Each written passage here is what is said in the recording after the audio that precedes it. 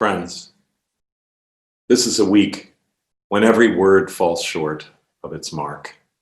When every word you can think of to speak turns to ashes on your tongue before you say it.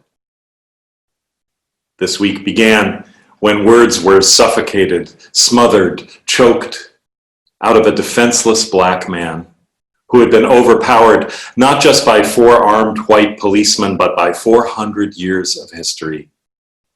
Overpowered by an interlocking network of systems that hold down and pin and suffocate people who look like him, black or brown, poor, vulnerable.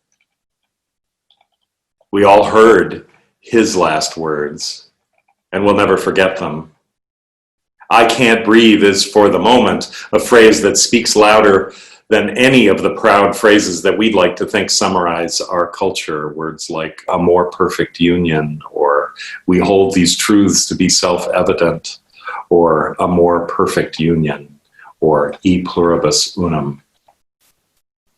And his last words were the same words that linger after the deaths of tens of thousands of black or brown or poor people who've lost their breath to a pandemic that has pinned them down under the knee of poverty or substandard housing or the insufficiency of health care. We all heard George Floyd's words speaking on behalf of unnumbered others. And then we heard the crushing, smothered silence that followed them. That terrible silence has swallowed not just George Floyd's power of speech, but ours. What words can we speak that will put breath back into the lungs of our democracy, our ideals, our commitment to fulfill our obligations as citizens and as fellow human beings? No words we can speak will bring him back to life. No words we can speak do justice to the outrage of such a murder. No words can do justice to the unnamed, unrecorded horror of countless deaths that preceded his. No words can do justice. This is a week when there are no words, and yet it is a week when we must speak. If we don't speak, then our democracy and our integrity have been smothered too. How do you speak when words fail? No words can do justice. Only actions can do justice. Justice isn't a way of speaking. Justice is a way of living.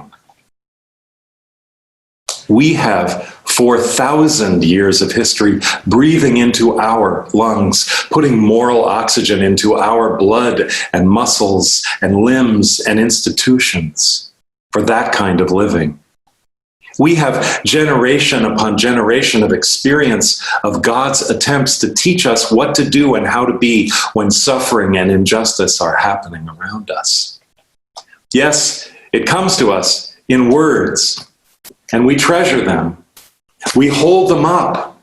And though the grass withers and the flower fades, the words have endured and will endure because they are holy words to us, because their truth is self-evident, because the words call us to a more perfect union of human being with human being, of human being with creation itself.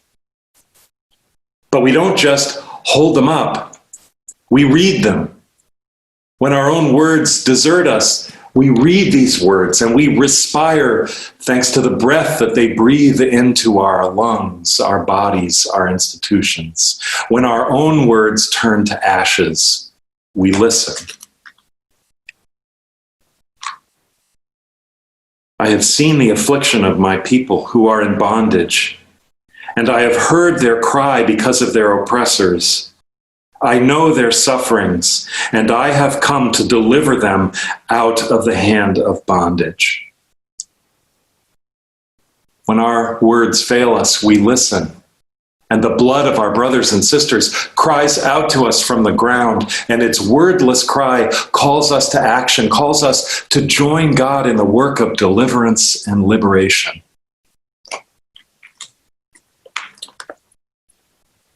God has showed you, O mortal one, what is good.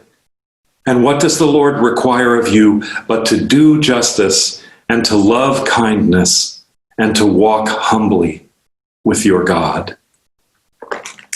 to do justice, not to think it, not to imagine it, not even to proclaim it, though surely all of those things, but to do it. Justice is to be done.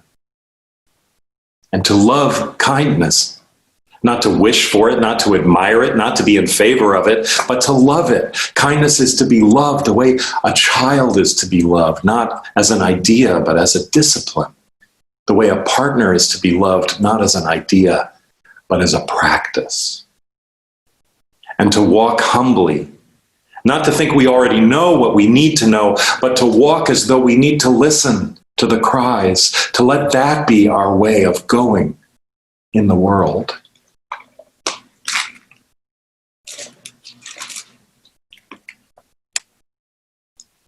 Come, beloved, inherit the realm that was prepared for you from the foundation of the world. For I was hungry, and you gave me food. I was thirsty, and you gave me drink. I was a stranger, and you welcomed me. Naked, and you clothed me. Sick, and you visited me. I was in prison, and you came to me. Even without words, justice is done. Nourishing, welcoming, clothing, visiting, changing the way things are.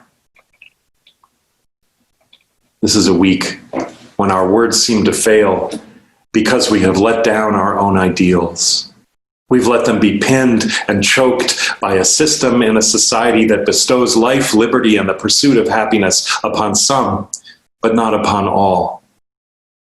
People, to be honest, who look a lot like me, have been willing to go as far as thinking that justice is a good idea, thinking that kindness is a virtue, thinking that humility looks good, to think those things, but not to do them, not to build them into a system, not to let them be matters of blood and muscle and movement and action and change.